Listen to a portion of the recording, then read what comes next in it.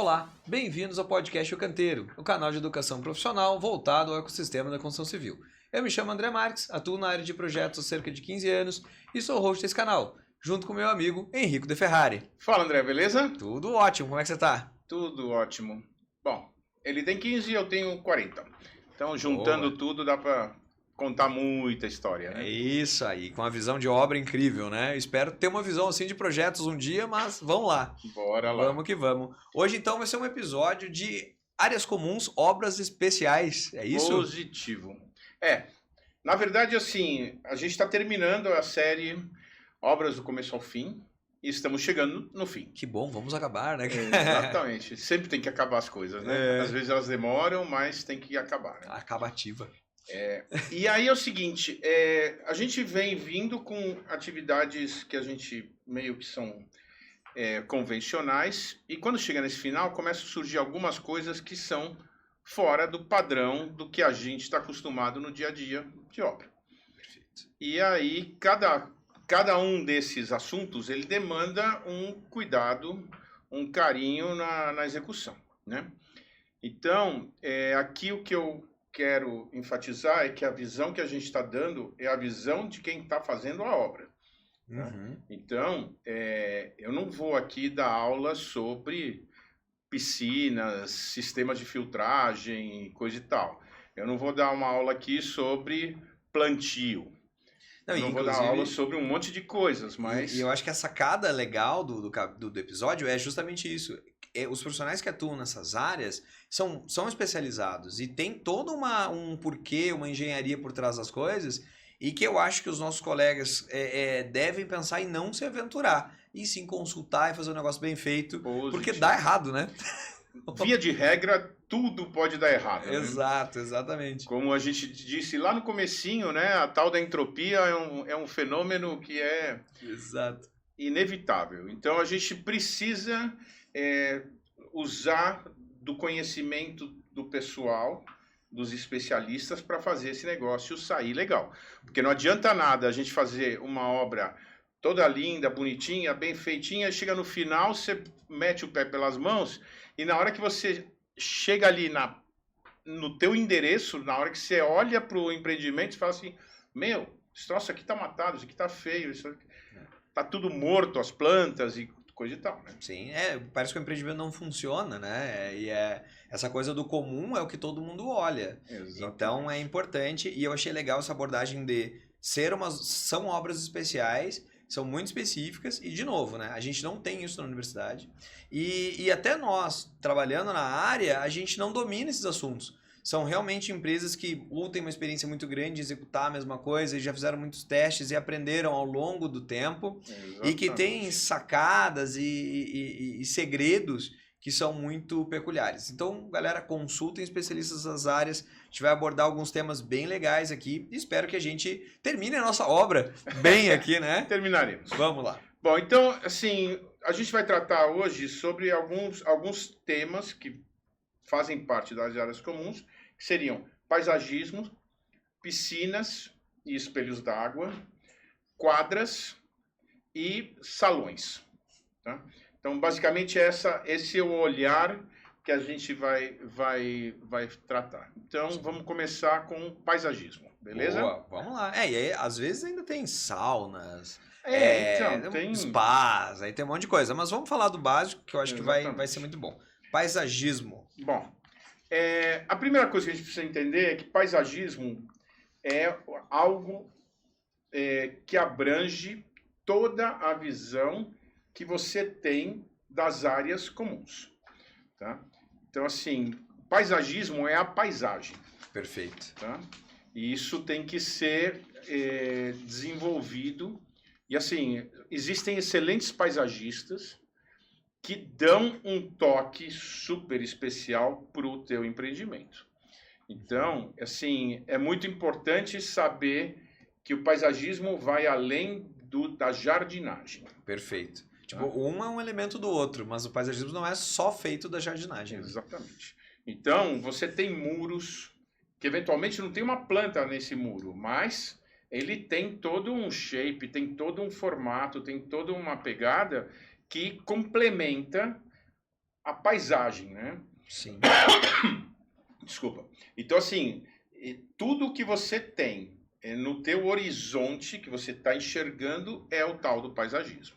Maravilha. Calçamentos, Caminhos. os próprios jardins, os caminhos, a iluminação, tudo isso compõe o paisagismo. Tá? Muito legal, muito legal. Então, via de regra, qualquer empreendimento mais qualificado tem um projeto de paisagismo, que normalmente não é o mesmo arquiteto que projetou o prédio, a torre, ou não sei o quê, que faz esse elemento. Né? Sim.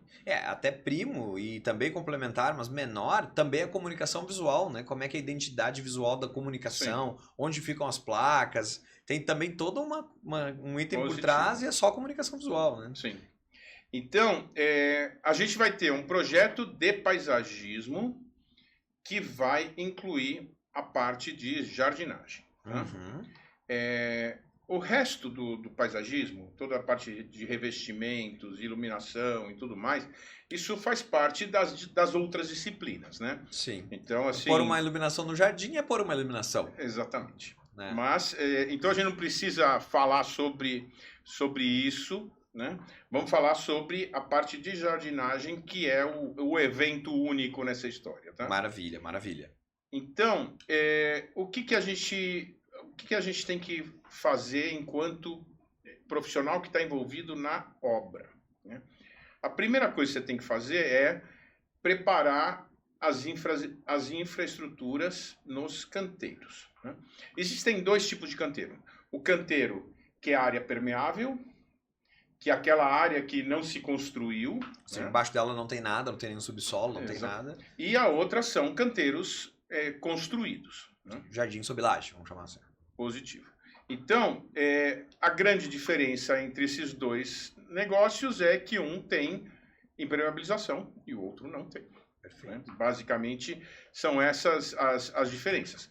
Mas, de qualquer maneira, você tem que tratar a infraestrutura de drenagem, de, eventualmente, irrigação e de iluminação. E o que mais houver, né? Sabe que isso é um abismo, cara. Já tive situações em que, por exemplo, foi feito um paisagismo e aí, sei lá, usado espécies muito bonitas e tal, mas não adaptados àquele, vamos chamar, microclima. E aí, quando vê, tinha um gasto absurdo de água. Aí positivo. Já tive situações em que, não, tem que ser feita tal drenagem. E aí, na composição daquele solo, para aquela dada vegetação, a água passava muito rápido por ela. Então, também te demandava ficar irrigando. Só que daí, assim, tu drenou tanto e tu tem que jogar água todo tempo. Pera aí, não é um contrassenso, sabe? E aí entram várias tecnologias de jardins que são flutuantes, que tem tipo uma espécie de um pavio que guarda uma camada de água sobre aquele elemento estrutural e fica irrigando ele meio que automático, mantém o solo molhado, né? Então, tem tecnologias muito específicas e que, assim, não é só um capricho. É uma coisa que muda muito o teu OPEX e o teu bolso, no final das contas. Então, o sucesso do teu empreendimento é muito... Sim. O paisagista tem que ser um cara que conhece de botânica, de hidráulica, de arquitetura. Uhum. É muito manutenção. Multidisciplinar. Né? Perfeito. Então, não é um profissional qualquer. Né? Ele tem que conhecer bastante e, de toda forma, a gente precisa contar com bons executores, né? Claro. Então, uma das coisas que é batata, que costuma dar muita briga entre a obra e o pessoal que vai executar a jardinagem, é a questão da limpeza dos canteiros. Então, durante a obra, nós temos a beleza de sair quebrando um monte de coisa, gerando um monte de entulhos e eles ficam nos espaços que estão livres, né? Os jardins, né? Exatamente. E aí chega na hora de executar o jardim, o que se faz? Pede para um ajudante dar uma limpadinha lá e boa. Mas não é assim. Uhum. Quer dizer, todos esses materiais tem cal, tem cimento, que tem um monte de químicos envolvidos, né? E isso estraga o solo. Perfeito. E compromete as plantas. Né? Então, assim, a limpeza dos canteiros é fundamental até uma camada profunda, tá? Não é tira 5 centímetros e tá resolvido, né? É para não ter materiais lá, entulhos e tudo mais, tá? E às vezes até porventura restos de vegetação dali que não podem participar, né? Então tem que realmente limpar o que a gente chama de camada orgânica normalmente, né? Tipo, cara, tira 20 centímetros e aquilo ali é inútil, né? Porque tu não usa aquele negócio. Exatamente. No final de uma obra, a camada orgânica natural do terreno já foi pro saco faz tempo. Faz um ano, né? Exatamente. Ou 2 ou 3, né? Sim. Mas tudo bem. Aí, depois da gente ter feito toda essa infraestrutura, de ter impermeabilizado e ter limpado todo o canteiro, a gente vai receber os nossos amigos jardineiros. Perfeito. Tá? Então, os melhor dos mundos é você contratar o serviço de cabo a rabo. Né? Eu já vi muita gente que vai lá e compra plantinhas e acha que está fazendo o melhor negócio do mundo, porque é mais barato do que contratar uma empresa de plantio. Né? É com certeza mais barato, mas a chance de sucesso é muito menor. Aí o risco é compartilhado. Ou seja, se der pau, o cara vai falar, mas eu te trouxe a planta, quem plantou, quem regou, quem não sei o quê. Ou seja, não tem a garantia do serviço final, né? Exatamente. Então, o melhor cenário é você chamar empresas especializadas, elas vão trazer terra vegetal, né? Vão trazer adubos, fazer correção do solo, vão verificar se o pH tá bom, tá ruim, se tem que colocar isso, tem que colocar aquilo, vão fazer o preparo agora para o plantio e vão trazer os espécimes vegetais. Né? Perfeito. Então, como é que funciona? Árvores.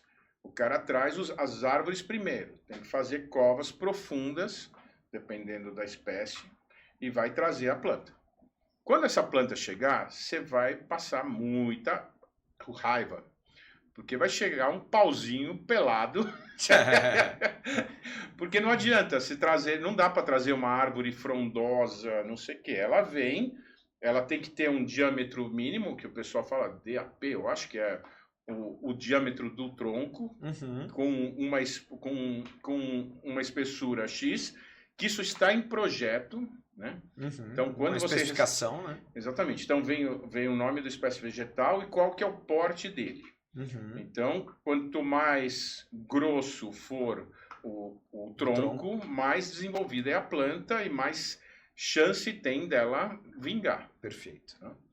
Então, primeiro você faz o plantio desses espécimes maiores e depois você vem com os arbustos e, por fim, as forrações, que pode ser uma gramínea, pode ser algum outro tipo de elemento. Se usa muito aquela grama amendoim, né, que cresce rapidinho, não sei o quê. E às vezes fazem um mix assim, né, para fazer cores. Exatamente. E paginações. Fica bem legal. E aí, então, você parte para a fase de manutenção desse jardim. Então, num bom contrato com uma empresa de jardinagem, eles te dão a mão de obra durante um tempo desse acompanhamento. As plantas nem todas dão certo, algumas morrem, fruto do transplante, do transporte, da adequação do lugar onde estava para onde veio, e fazendo uma boa contratação, eles vão substituir isso sem custo adicional e beleza. Vão dar um tempo e o negócio vai amadurecendo. Precisa ter um bom planejamento na hora que você está definindo que vai começar essa atividade, porque assim, eu já cansei de vivenciar situações em que você termina de plantar tudo, não sei o quê, aí o cara fala, putz, faltou pintar aquele muro lá do fundo. E aí lá vai o rapaz com uma lata de tinta, passando no meio do jardim, ferrando tudo, né? Sim. Para depois sair lá pintando e jogando tinta em cima das plantas e tudo mais. Então, assim, o timing da entrada do jardim tem que ser, da montagem do jardim, tem que ser quando já estiverem todos esses trabalhos prontos, né? Uhum. E aquele caminho que você usava para ir para lá para o fundão do prédio, pode mudar. Não dá mais para ficar circulando no meio daquela área que um dia foi uma circulação, mas hoje é um jardim. E às vezes tu não isola, até um operário mesmo, um funcionário passa ali, dorme lá, deita, tem que isolar de fato, Positivo. né? Isolar Então, mesmo. assim, tem que ter todo um cuidado com isso para que o jardim fique legal e isso vai dar uma imponência, vai dar um trato no teu empreendimento super legal. E agora eu fiquei pensando aqui durante a tua fala, e eu fiquei imaginando assim, pô, mas peraí, o Henrique tá me dizendo assim, cara, aprontem tudo, se programem e deixa por último. E ao mesmo tempo, ó, mas tem um tempo pro negócio vingar. Então se tu deixa por último, tu fica mais à mercê de ter que retornar lá. Se tu antecipa isso, talvez tu fique acompanhando antes de terminar a obra, mas tu também tem uma influência grande. Sim. O que fazer? Então, cara, é gerir isso, não né? tem muito jeito de você, por exemplo, acho que uma palmeira, para ela ficar viçosa, bonitona de volta, que normalmente quando você leva a palmeira para obra, você leva ela com Atadinha, né? toda fechadinha, não sei o quê. Acho que são 6 meses para ela estar liberada para ficar bonitona. Sim.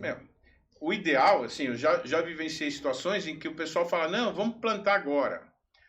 Mas na lógica da obra, você vai ter um ser vivo ali paradão no meio da circulação de tudo e pode não vingar, entendeu? Pode morrer. Sim. Então, assim, essa decisão tem que ser muito bem pensada, porque, assim, a gente não tá entregando um negócio só para o dia da inauguração, né?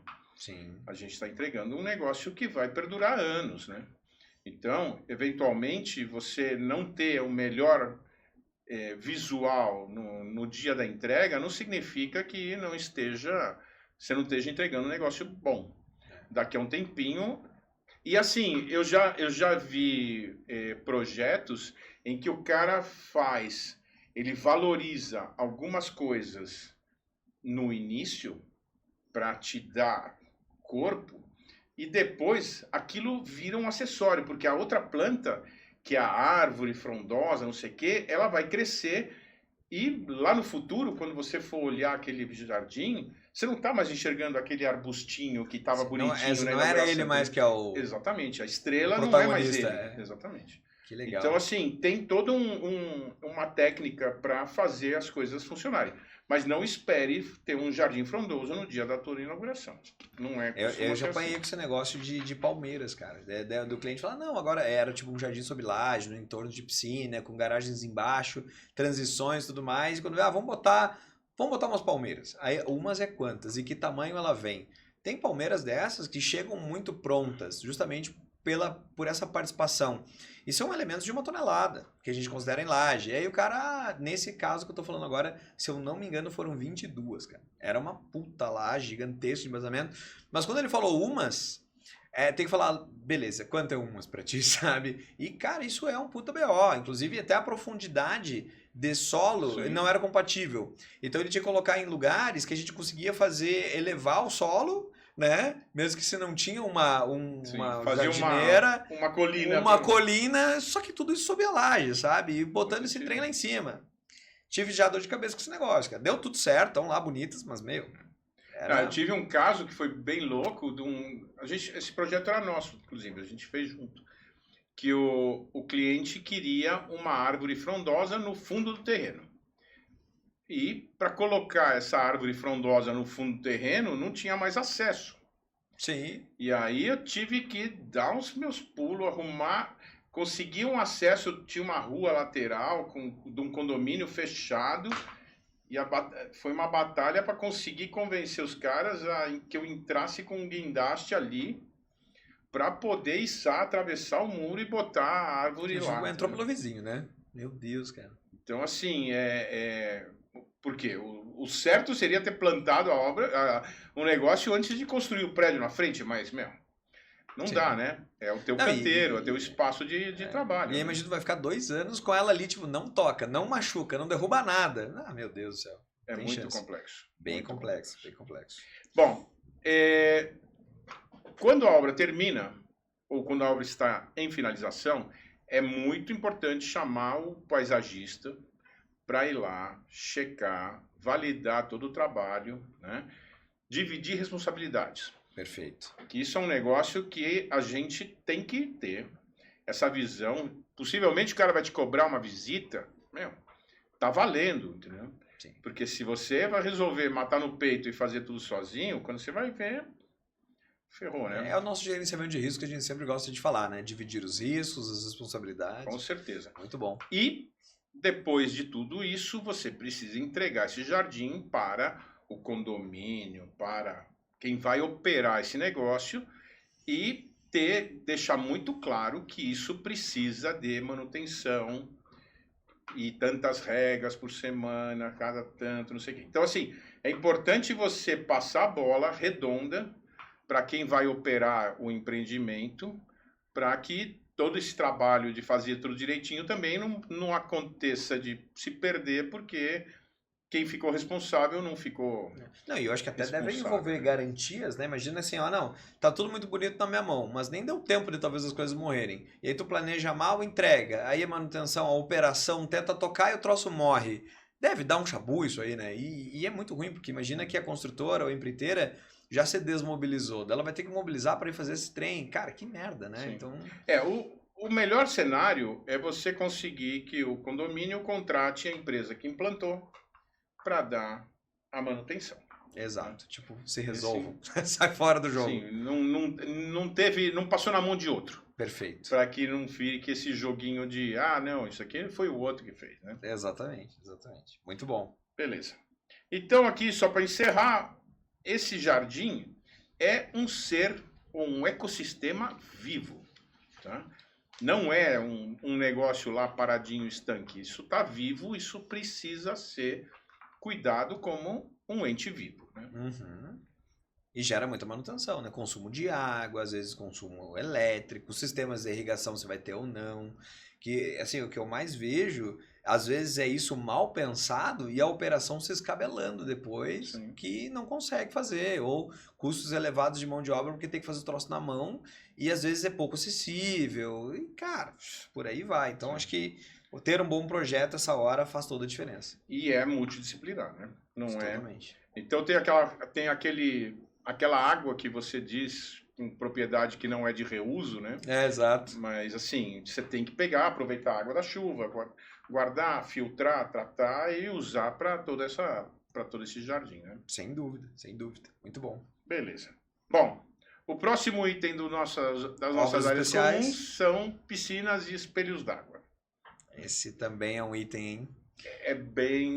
É bem complexo a brincadeira.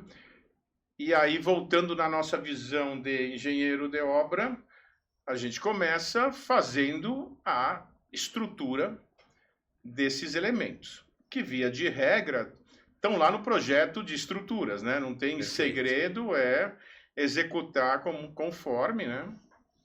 E aí depois você vai chamar os caras da hidráulica que vão fazer os passantes, colocar as coisas, não sei o quê, e impermeabilizar. Aí beleza, agora começa a encrenca, né?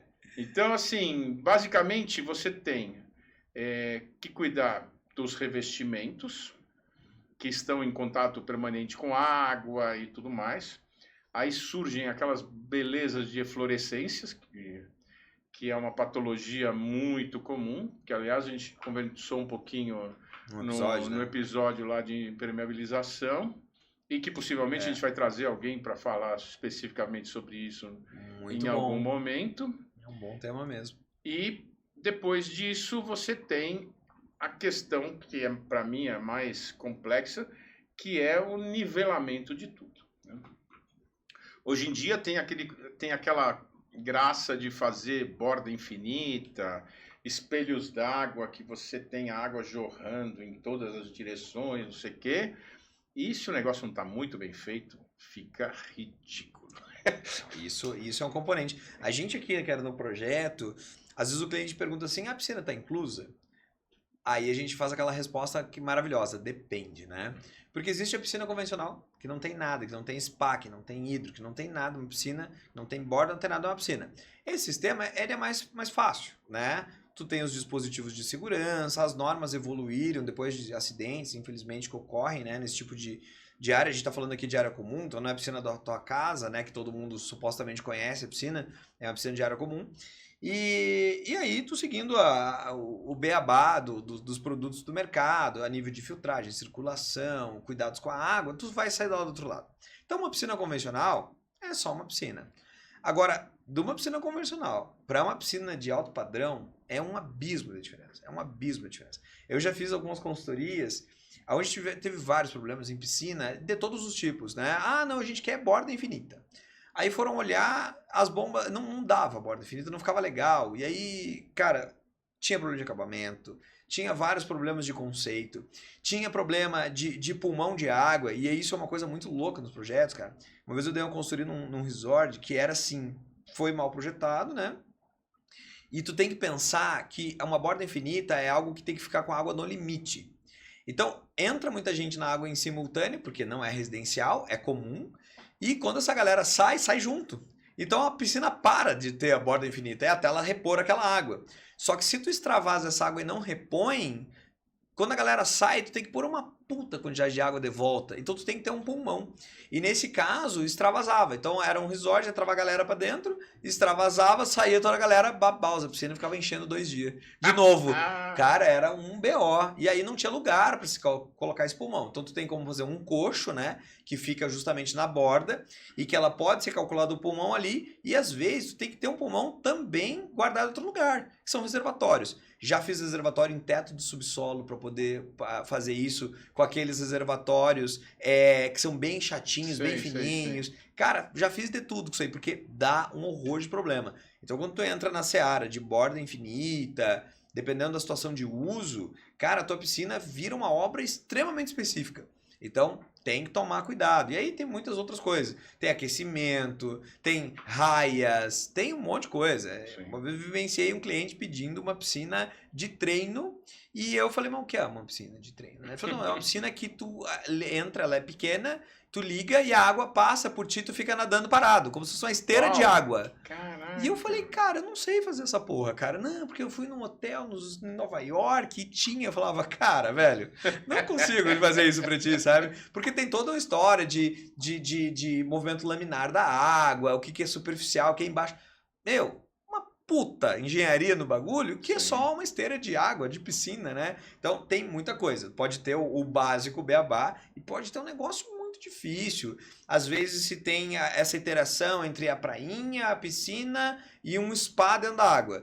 Cada um aí querem que a temperatura seja diferente, querem que a hidromassagem seja diferente, também tem a borda infinita. Cara, quando tu vê, tu tem uma complexidade desse negócio gigante, cara, gigante. Então, não é fritar bolinho, é difícil. Então, aí depende, né? Sim. Um negócio que eu apanhei bastante também já foi com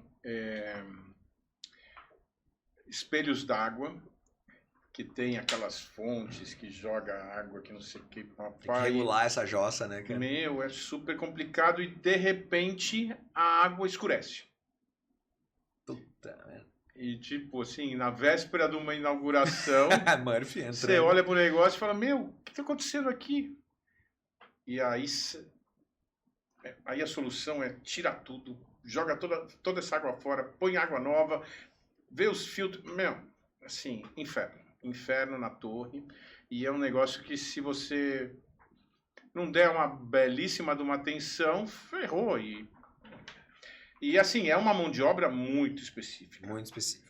Não é disponível em qualquer lugar e toda essa, sabe, assim, um jato, você vai regulando, abre um pouquinho, fecha um pouquinho, joga a pomba, não sei o que. Meu, é muito complicado. É muito delicado. É que é fazer arte, né, com a engenharia da coisa. É bem complicado. E os espelhos d'água, eles são ingratos, né? Às vezes eles ficam em umas posições e que tu não consegue colocar os equipamentos. E aí tu não consegue deixar a casa de máquinas muito longe. Aí tu quer botar ela embaixo, pendurada na garagem. Aí tem efeito de várias coisas. Sim. Pinga, faz barulho, não dá manutenção. Cara, pois é. Rolo. E assim, essa parte de casa de máquinas é fundamental ter muita atenção, porque, além de tudo, os anos vão passar, né? Uhum. E assim, esse espaço, ele fica meio confinado, com uma umidade alta, os quadros elétricos começam a ter pau. Já vi muita instalação que o cara foi lá e botou as bombas e não fez um tratamento direito, com os coxins e não sei o quê. O negócio fica vibrando, estraga a tubulação depois. Estraga a rede, né? Não tem espaço para dar manutenção, para limpar filtros e tudo mais. Então, assim, é um negócio bem chato. Ou tu consegue operar e não consegue trocar os equipamentos, né? Às vezes não tem área para isso, é bem complicado. É bem chato. E Sim. tem uns equipamentos que são grandões, né? Você faz assim, Sim. você bota ali, mas depois você põe a porta e não passa mais, né? Exatamente. Tem muita coisa. Então é legal da galera respeitar o tema, né? Piscinas e espelho d'água pode não ser nada e pode ser muito. Com certeza. Bem difícil de jogar, de trabalhar com isso. Bom, outro item que é bem facinho são quadras. Nossa, isso aí. Meus amigos tenistas, como se eu fosse tenista, né? Eu corro atrás da bola, passo umas vergonhas, apanho um pouco, mas as quadras realmente. Eu já fui para algumas quadras que eu pedia assim, não, só deixa eu dar uma olhada. E, cara, eu olhava, o que era aquilo, sabe? Acabamentos, cara, uma boa tecnologia de escoamento, então, declividades, captações. Sim. É muito, muito fundamental. E muita tecnologia envolvida também a nível de concreto, a nível de substrato. Porque se fizer um substrato bosta, né, com perdão do francês, não tem o que fazer, né? Então, assim, de novo, você precisa de empresas especializadas. Não tente sair fazendo as coisas porque não vai dar certo. Não vai dar certo. Né? Então, assim, eu me lembro uma vez, estava começando, e eu estava fazendo uma obra, um colégio público. E aí tinha que fazer uma quadra. E aí o pessoal falou, não, faz em dama. Beleza, então concreta em dama. Aí você concreta a história do tabuleiro, sim, né? Sim. O preto e o branco separado, né? Faz um primeiro, faz o depois. Aí você concretava o negócio, desformava, aí ficava aquela ondinha assim, e virava uma piscininha. Aí você fazia do lado, ficava outra ondinha piscininha. E outra piscininha. E aí você vai ver e a quadra tá ridícula, né? Aí sai lixando para ver se você consegue fazer o negócio fechar. Nossa. Meu, inferno na torre. Imagina. Então, assim, a primeira coisa você precisa ter um belíssimo de um substrato, muito bem feito, com caimentos apropriados e tudo mais, e consultoria especializada e trazer os caras bons para fazer isso. Então, sei lá, quadras de tênis tem vários materiais possíveis, né? Sim, sim. Às vezes uma quadra poliesportiva é um concretão e só... Mais simples, né? Só as coisas pintadas. E a gente já vivenciou um negócio muito louco que é uma quadra de beach tênis, né? Sim, as quadras de areia. Você fala assim, é um coxo e você enche de areia e boa, né? Tchau. E aí, chamei um especialista, o cara falou, não, a areia é essa aqui, ela é branquinha, porque quando bate o sol ela não esquenta tanto, ela tem um grão assim, que não vai machucar o pé do figurinha que tá jogando, e lindo, maravilhoso, não sei o quê. Faz uma drenagem no negócio, joga a areia em cima e começa a chover. E a tua areia adensa e você tá jogando no concreto, né? Exatamente. E aí você começa a descobrir que, putz, não é fácil. Não é fácil. E eu acho que essas empresas, tanto a de quadras, que você está falando de acabamentos, a gente falou do tênis porque eu acho que... Mas tem paddle, enfim, tem algumas, squash, tem quadras que são muito refinadas. Eu acho que essas empresas, elas têm uma vivência, né? Elas não construíram uma vez que deu errado, elas construíram muitas. E pra ti, assim, eu tenho experiência de 10 quadras especiais, quer dizer, que tu fez 10 condomínios de luxo, isso levou 20 anos, né, cara? Sim. Então, é muito difícil ter essa experiência. Não tem uma coisa assim, não, lê essa revistinha, compra esse livro aqui, tu sai fazendo isso aqui como ninguém. É uma coisa que tem uma experiência agregada muito específica. Com certeza. Então, tem que ter uma empresa específica disso aí. E o beach tênis, né, virou a febre. O pessoal, não... Bota areia aí e dava problema, né, cara? É bem complicado. Então, assim, usar da experiência de quem é especialista é uma lição de ouro em tudo na vida, né? Exato. Assim, nós somos generalistas, né? Uhum. E a gente conhece o quanto a gente não conhece, né? Exatamente. Então é importante ter essa humildade e chamar quem de direito para fazer o negócio funcionar. Vai custar mais caro? Vai. Mas você está pagando pela tecnologia, né? Mas será que o caro não sai barato? Porque nessas horas a consultoria é paga, muitas vezes não é barata, e faz com que tu faça uma vez só certo. E às vezes até mais caro do que tu ia gastar, porque tu não sabe que aquilo precisa de coisas especiais. Sim. Então tu ia fazer um negócio simplão, e o que ia acontecer? Ia cair na garantia, tu ia fazer 3 vezes aquilo lá, estresse com o cliente, processo com o condomínio. Então, é o famoso caro que sai barato, então, e fora do aprendizado. Porque às vezes, como a gente não é da área, a gente vai olhar e falar, não, peraí, deixa eu pensar, isso aqui tem isso, cara, pra mim não tem mais nada. Aí tu chama o especialista, ele fala, mas tu pensou em tal coisa? Ele fala, não. Aí começa as coisas. Esse negócio da areia, uma vez eu fiz uma reunião com um cara que tava falando de uma areia que não gruda no corpo, que é uma areia especial, que eu não sei se ela é britada, rolada, ela é redondinha, e ela gruda menos. Eu falei, mas que besteira, né, cara? É areia. Não, cara, até as areias são especiais. Sim, sim. E a nível de temperatura, a nível de retenção de água, de umidade, cara, é muita tecnologia envolvida na areia. Então, não, assim, não negligenciem, né, galera? Exatamente. Chamem os especialistas. Tem que ter essa humildade, vale ouro. Vale não ouro. tem dúvida. Uhum. Bom, próximo item, salões. E aí você fala assim, o salão, o que tem de mais, né?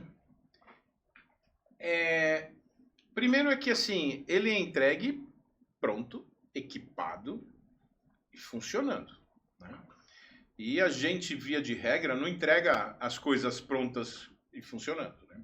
Sim. Então, a gente tem um episódio que a gente falou sobre uma visita que eu fiz em Portugal, sobre apartamentos que lá são entregues, mobiliados e equipados. Isso é um bom capítulo para a gente discutir sobre isso, né? Então, é o tal do FF&E. Uhum. Né? Qual que é a dificuldade desse negócio? Basicamente é tempo, né? Então, assim, você precisa chamar um marceneiro, que o cara vai lá na tua obra para tirar as medidas de tudo. Então, tudo tem que estar pronto para ele poder medir. Perfeito. Putz, ainda não terminei, não sei o quê. Aí, o que o cara vai fazer? Ou ele não vai fazer, vai esperar que esteja pronto para tirar as medidas, ou ele vai achar que, não, você vira para ele e fala assim, não, pode fazer com tal medida de projeto porque vai dar certo. Pai. Não vai dar certo. Exato. Né? No final do dia vai chegar na hora e o negócio não vai encaixar direito. Né? Sim. Outra coisa que é muito complicada são esses equipamentos. A gente tem que entender que a gente chega num momento em que a obra não é mais obra naquela acepção de receber as coisas em pallet ou descarregar um caminhão de areia ou não sei o quê. Né? Traz a Bobcat, não tem mais isso. Então agora a gente está falando de estar recebendo uma geladeira em aço inox, que eu não sei o quê, uma bancada toda. E aí você precisa que tudo encaixe e esteja tudo na hora certa, porque se você trouxer aquela geladeira em acabamento inox com 30, 40 dias de antecedência, alguém vai virar e falar assim, tira esse troço aqui e põe ali. E aí que lá vamos nós, bate e estraga a bichinha. Exato. E aí na hora que você desembala e você vai botar lá, ela tá riscada, tá amassada, tá ferrada. Né? Sim. É uma delicadeza muito grande, né? Sim.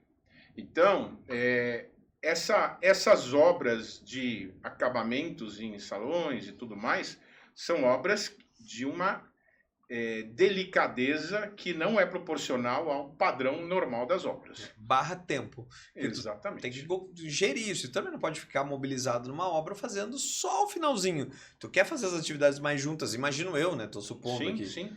Mas assim, o que precisa é ter clareza que são obras diferentes. E você precisa ter uma atenção diferente. Então, agora a gente vai mexer num salão de festas. Sabe? Dependendo do salão de festas, tem um candelabro, tem um monte de coisas lá, super não sei o quê, e um móvel, um sofá. E aí, Que bicho, suja. você Não, deixa isso- lá, o pessoal sobe em cima do sofá para passar a tinta no buraquinho e você ferrou tudo, né? Não, ou até talvez uma poeira de obra pegou no lustre e tal. Como é que limpa esse rolê? Não limpa. Então como é que embala? Mas daí, quando tu tira a embalagem, alguma coisa estraga. Ou o piso, ou a pintura, ou o sofá. Sim. É difícil sincronizar para que realmente termine com tudo perfeito ao mesmo tempo, né? Eu acho que o grande segredo, ou se fosse possível pensar assim, seria o seguinte: aquela área ela tem que estar pronta, terminada na visão do que é obra bruta, com uma antecedência X. Tem que parar de ter circulação, esses espaços têm que ficar dedicados especificamente para acabamentos. E aí você vem colocando móvel, colocando os eletrodomésticos e colocando mobiliário, né? Então, assim, o timing primeiro você põe o móvel, que é fabricado, terminado de fabricar lá no lugar. Depois você vem com os equipamentos e encaixa eles todos lá dentro. E por último, você vem com os móveis, o puff, o sofá, a banqueta, e não sei o quê, tapete, candelabros e não sei o quê. E aí você vai lá e instala isso. Mas sempre respeitando os tempos e a visão de que não é mais o mesmo operário que fazia o serviço bruto que vai fazer o serviço delicado. Sim. É uma outra Mão de obra, pegada, né? Exatamente. Me chamou muita atenção obras que a gente fez junto no passado, que eu lembro que eram obras completas, que tinha que entregar todo o FF&E, e aí eu lembro de andares fechados, e me chamava muita atenção, porque se não fechava o andar, cara, pegava alguém dormindo lá dentro, bagunçava Sim. alguma coisa, suja, porque suja, né? Sim. Se o cara estiver caminhando com uma bota e raspar na parede branca, ele vai ficar uma mancha, que daí tem que ir lá alguém pintar isso aqui. Então é difícil, deve ser difícil a manobra de operar isso, garantindo que não fique nem um pelinho para trás, que é bem... Sim. Que é o... Não, e assim, a grande dificuldade é virar a chavinha, entendeu? Uhum. É falar assim, a obra agora não é mais a obra antiga, Sim. sabe? E talvez você tenha que trocar equipe, Uhum. porque você imaginar que aquela equipe que fez o serviço bruto vai fazer o serviço fino, Não vai. é de uma ingenuidade bizarra, né? É, porque o cara faz um, é cobertura curto, né? Ele faz um, estraga o outro. Aí ele vai arrumar o outro, estraga um. E ele fica lá, né? Exatamente. Dando manutençãozinha. Bom, para terminar, é lógico que tem um monte de outros negócios, mas isso é a visão mais geral do negócio. Tem um assunto que para mim é muito irritante e que acontece demais, que é a questão das calçadas. Então, uma das últimas coisas que a gente faz também é refazer a calçada, né? Porque já passou caminhão, já virou um quilombo, né? Virou uma porcaria, tá tudo estragado e você tem que refazer a calçada. E aí você vai lá e começa a ir refazendo, já com os canteirinhos, com o ladrilho hidráulico para acessibilidade, vai fazendo tudo lindinho, maravilhoso. E aí alguém vira e fala assim, putz, eu preciso fazer uma abordagem da fibra ótica e eu vou ter que ir lá naquele poste, sair daquele poste e ir lá para onde está o quadro, tá? E aí mete a britadeira e sai cortando tudo, né? Sim. E aí quando você vai ver, você tem uma calçada remendada com duas cores. Recém-entregue, né? Ah, tá louco. E isso... Quem nunca, né? Galera, comentem aí, quem nunca? Porque o que eu vejo disso, cara, isso é muito típico, né? Não, e é extremamente irritante, porque chega uma hora que você fala assim, não tem o que fazer, né? Por quê? Porque alguém achou que ia funcionar tal coisa e... Não, era naquele poste. Aí você deixa lá uma tubulação, não sei o quê, mas quando vai... Não, mas ali não dá, tem que ser naquele outro. E aí tudo que você tinha imaginado se perdeu, né? Não, e ao mesmo tempo, se tu for ter o zelo de, não, só vou dar o acabamento no final do final, é tarde demais até pra te dar esse acabamento. Então tu tem que puxar esse acabamento pra antes. Mas então, a dica de ouro seria qual, cara? Então, o que a gente tem que... Primeiro assim, você tem que ter a experiência de entender quais são os potenciais ofensores do trabalho e garantir que todos esses assuntos tenham sido mapeados. Então, chamar o cara que vai fazer a abordagem da fibra ótica com a antecedência necessária, que o cara estude, que o cara veja e que te traga um plano A e eventualmente um plano B, né? Sim. Não, daqui a pouco tu pode fazer, porque eu acho que infraestrutura, sei lá, conduítes enterrados, deve ser a menor das tuas preocupações nesse bolo aí. Então, às vezes, não tá previsto, mas põe. Se prever, tá lá uma espera, pelo menos tu não quebra, né? Sim. Agora, claro, ficar prevendo tudo é bola de cristal, né? Não tem Exatamente. Então, assim, o importante é ter o maior nível de conhecimento do que vai ter ali, né? Entender se a Sabesp já fez a interligação dela, saber se vai ter alguma coisa, essas caixas de subestação enterradas em calçada também, Sim. que tem um monte de graças. Então, assim, é trazer todas as partes interessadas, né? Já E falamos estudar, já falamos sobre isso também, É. né? E estudar o negócio direito antes de sair fazendo e depois passando lá. Não, eu acho que deve ter coisas que a gente vê na operação, sei lá, CFTV. Talvez a gente faça um projeto, monte, e na operação a segurança fale, tô sentindo falta daquele ponto. Vamos pôr, vamos. Rasga, fala. E é uma obra recém-entregue, Sim. que muitas vezes está com todas as Aqueles garantias postes de monitoramento que hoje em dia estão colocando nas botando calçadas. por tudo, né? Aqueles postes com câmeras, né? Sim. 360 ali. Beleza, né? Vamos botar o poste? Vamos. Cadê a infraestrutura? Não tinha, né? Não tinha. E aí sai quebrando tudo. Muito então, ruim. assim, acontece, mas se você conseguir evitar isso, você vai ter um dissabor a menos no fim do dia. Cara, eu adorei bater esse papo contigo sobre isso. Eu gostei muito do tema, né? Áreas comuns, obras especiais, e que todas elas são peculiares, né? Sim. E não devem ser negligenciadas e dão dor de cabeça pra caramba. Então, exatamente. Muito bacana. Galera, espero que tenham curtido o episódio. E estamos acabando quer fazer nosso empreendimento. Nós já tava colocando as câmeras, né? Muito legal. Né? Visitem a série toda. A gente buscou fazer, então, uma série de obras do início ao fim, abordando vivências e tudo mais. Evidentemente que a gente não tem como, em meia dúzia de episódios, falar tudo no mínimo detalhe que acontece no empreendimento de 2, 3 anos. Com certeza. Mas eu acho que a gente se esforçou e deve ter valido aí o resultado. Tá bom? Beleza, gente. Obrigado. Até a próxima. Deem sugestões, comentem, curtam e bora lá. Bora lá. Obrigado, cara. Até mais. Até a próxima.